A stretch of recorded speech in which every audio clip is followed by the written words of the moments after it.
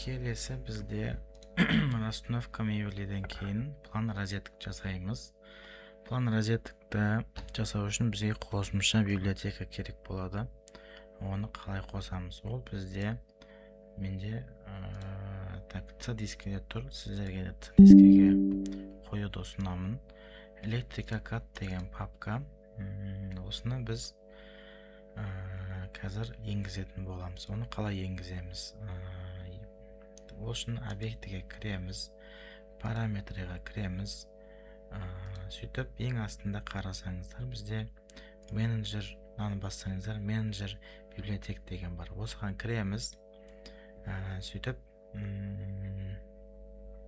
добавить дейміз. Сөйтіп, біз жаңағы C дискіге кіреміз. Қай жерде тұр жаңағы папка? Electrica деген. Міне, осыны ашамыз. Electrica LCF-ті открыть дейміз. Мен отменить деймін, сіздер окей дейсіздер.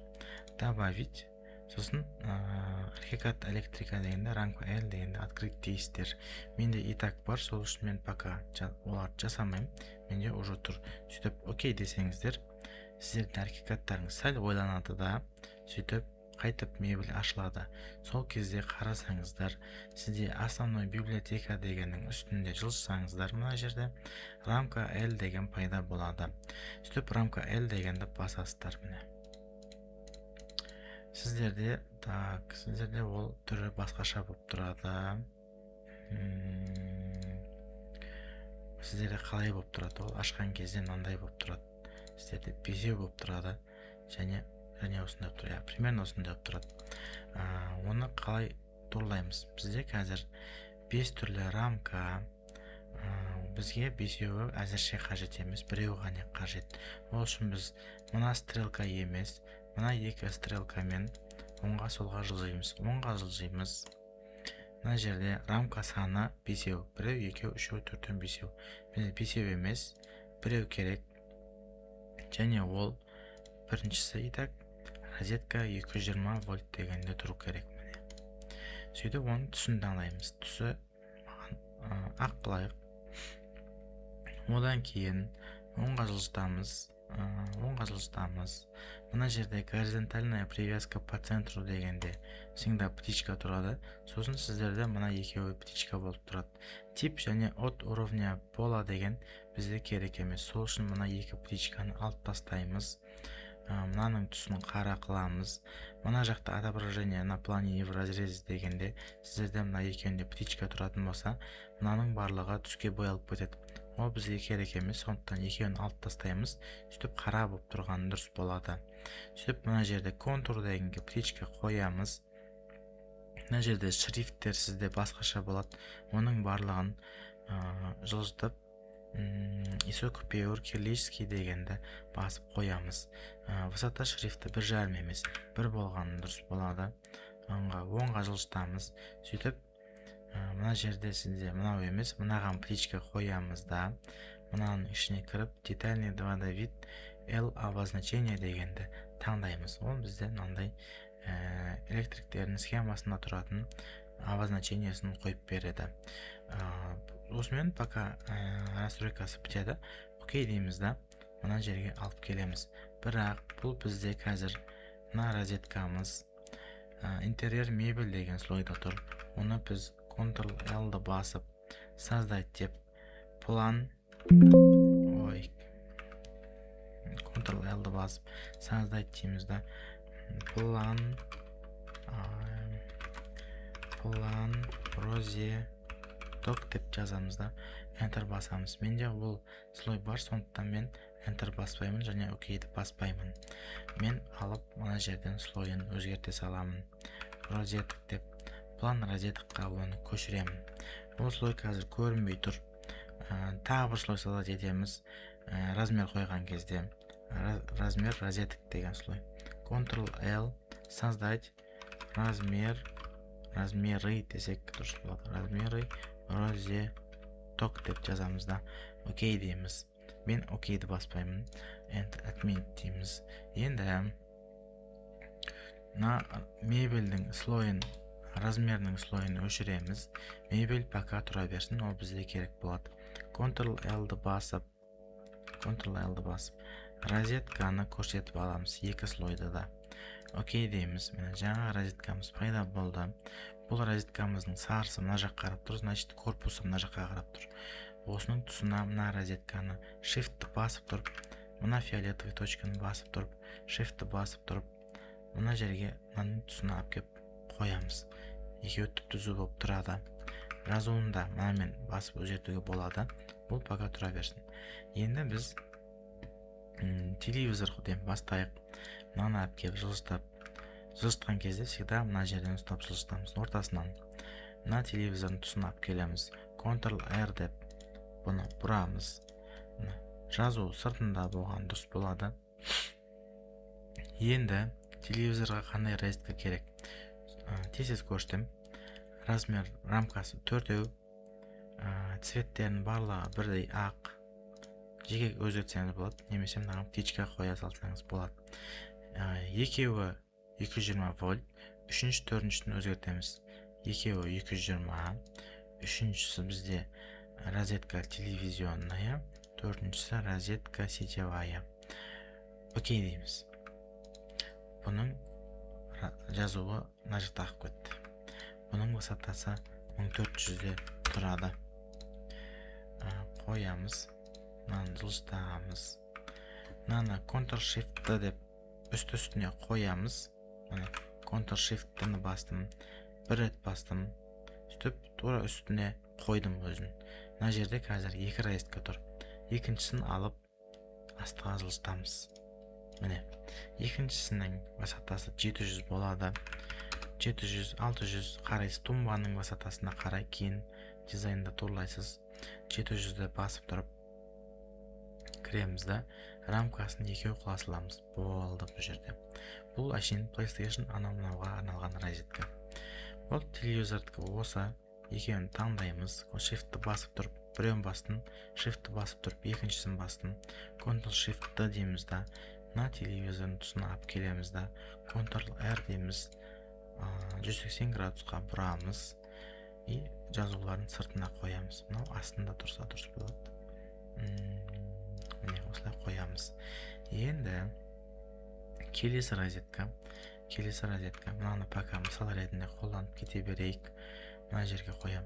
Кроваттың екі шетінде розетка тұрады. Сотка зарядтағанға. Және мастер спальняларда мына жердегі светтерді кроватьқа келіп жатқан кезде өшіретін выключатель болады. Немесе мына жерге бра, немесе подвесной светильник болса, оны тек осы жерден өшіріп қосатын қылып жасауға болады. Сол үшін біз бұл жерге кроваттан 300 қашық екі рамкалы қоямыз. Рамкасы екеу, және екіншісі выключатель одноклавишный қып, пока что қоя тұрамыз. Выключательдердің санын кейін освещениеден кейін жасаймыз. Мынаны таңдап, высотасы бұның 700 болады. Enter басамыз. Енді бұны әпкеп Ctrl-Shift деп мына кроваттың басына мына жағына қоямыз. Тағы 300 жылжытып. Енді Ctrl-Shift деп әпкелеміз да мына жерге қоямыз. Бұл не? Ctrl-R деп бұлай бұрамыз. Бұл бізде мына жерде боянған столиктің шаш кептіретін фенге арналған розеткасы. Және мына жерде айна тұрады. Ол айна подсветкасы бар ма, жоқ па қарайсыздар. Подсветкасы бар болса, выключатель керек. Подсветка жоқ болса, выключатель керек емес, тек розетка қоямыз. Бұның высотасы 1100 болады. Мына тумба бізде 850-900 высота тұрады. Сол үшін 1100. Мына тумба бізде 500 высотада, сол үшін бұл 700. Енді келесі кезекте бізде кондиционер. Ctrl-Shift алып келеміз. Кондер бетке ұрып қалған болмайды, сондықтан мына қабырғадан былай қарай ұратын қылып жасаймыз. Ctrl-R деп мынаны бұрамыз. Мынаны жаққа көрсетсек болады. Қоямыз. Кондердің высотасы потолоктан 500 мм түседі. Бізде потолок 2700 екен, кондер 2200 болады. И бұның розеткасы біреу болады, рамкасы біреу. И бұған бірақ біз жазуымыз керек.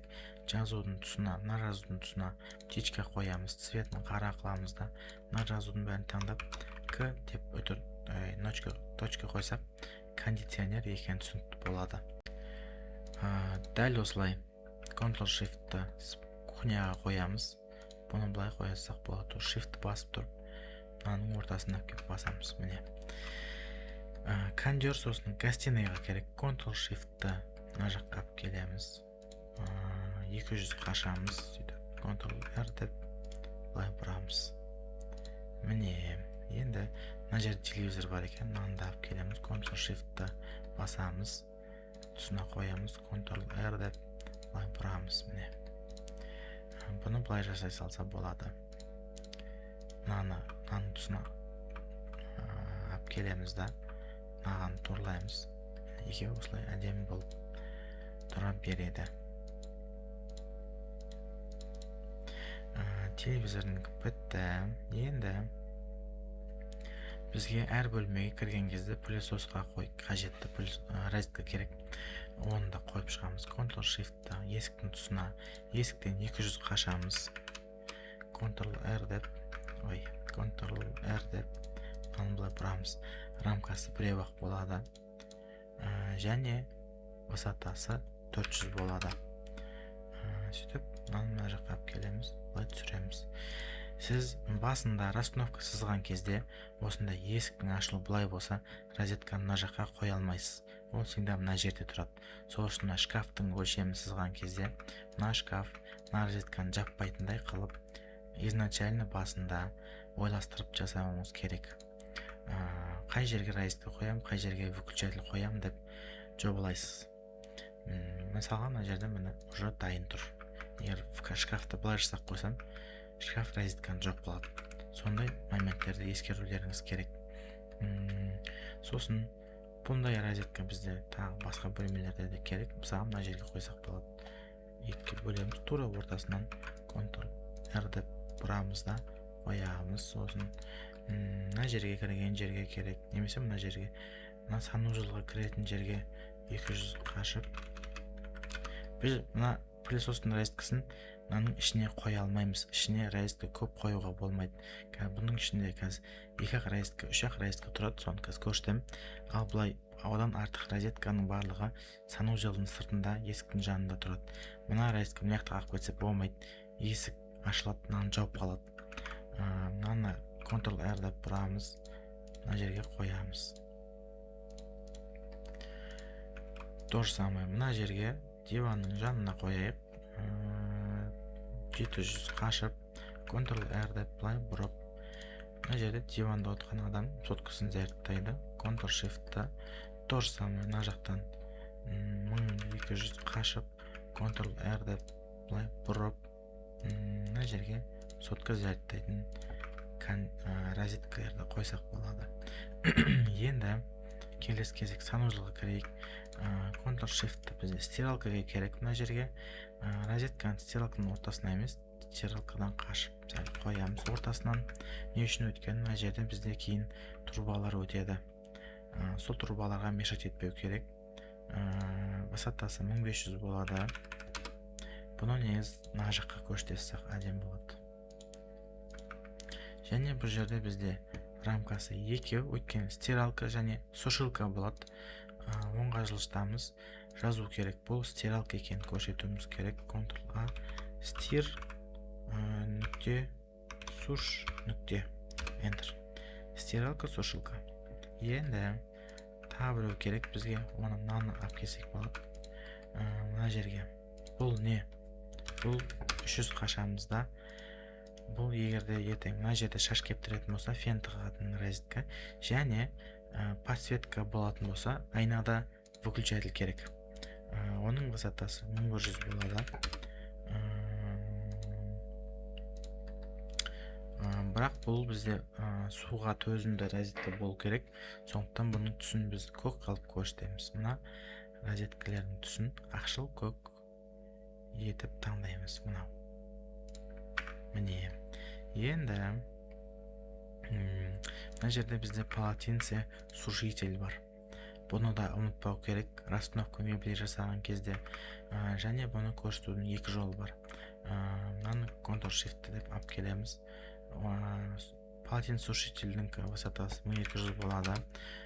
Оны мына жаққа кіріп полотенцесушитель екенін көрсетуіміз керек. Қызыл қыламыз да оңға жылжытып жазу жазамыз. Сөйтіп p.сушитель деп p.сушитель деп жазамыз. Осылай көрсетсек болады. Немесе кейде электрический немесе водяной деп белгісіз болатын болса, бұны выноскамен көрсетсек болады. Выносканы басамыз. Зона емес, розетка, план розеток, выноска, текст, автотекст. И мына жерге қоя тұрайық. Жылжытамыз, түрін әдемілейміз. Фон керек, рамка керек, цветі қара, мынандай болсын, цветі қара болсын, мынаусы 0.35 болсын. Енді мынаны алып келеміз да, мына жерге мынау перемещениемен алып келеміз да, былайнан жазып қойынан привязкасын өзгертейік. Привязкасы линия выноска астынан емес, ортасынан болсын. Әлі не болып тұр? Мына ортасынан.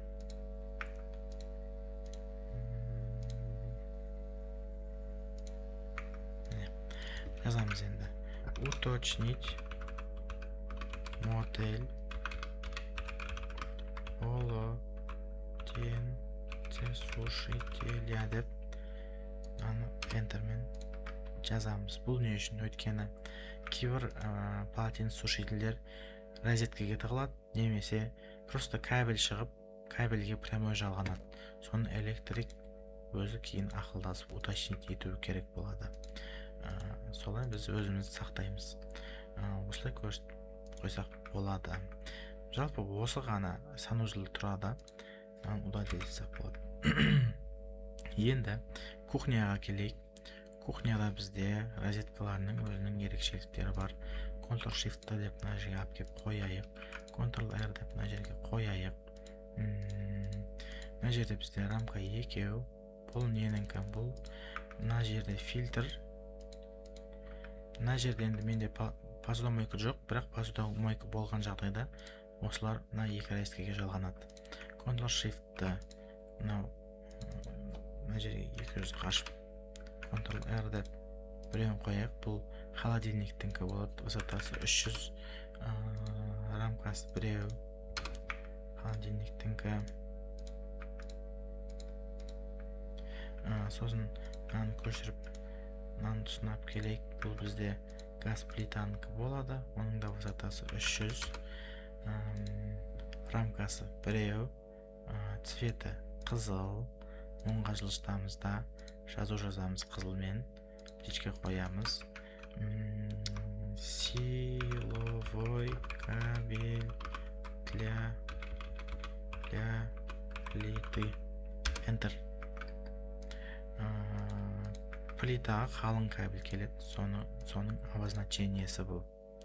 Сыртына шығарып жіберсек болады. Сосын бұл жерде тағы біреуі тұр осы жерде. Высотасы 1500-ден көп. Мен көбінесе 2500 арасында қоям. Бұл жақта енді потолоктың өзі пәс, сондықтан мен 2300 деп қоямын да. Бұл бізде вентиляцияның, вытяжканікі, рамкасы біреу болады. Болды, басқа ештеңе керек емес. Бізде мына жақта духовка жоқ. Духовка болған жағдайда мындай розетка қоясыздар. Рамкасы екеу болады, высотасы 1500 болады. Болды, бұл духовка мен микроволновкаға қойылатын розетка. Сосын болды, келесі жағдайда бізде қандай столешницаның үстіне екі жерден кемі, екеу бірдей, высота 1100, осындай рабочий зонаға розетка қойылады. Блендер, кофе машина деген сияқты заттардыңкі.